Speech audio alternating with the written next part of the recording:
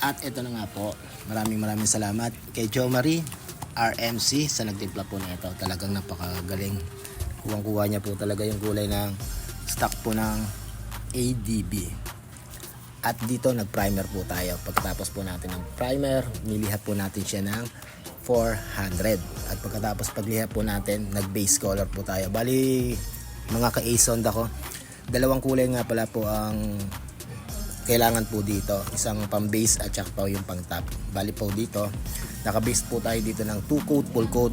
Yung natuyo po siya, nilihat po natin siya ng 600. At pagkatapos po natin, nag-top color na po tayo dito. Bali sa top color, una ko pong patong, pinatuyo ko muna. Pagkatapos, yung top color, hinaluan po natin ng top coat. At yan po, para maging pantay lang po yung kulay at para hindi po siya maghaspe. At pagkatapos, yung natuyo siya ng 30 minutes, sinundan na natin to ng 2 coat, full coat po ng top coat.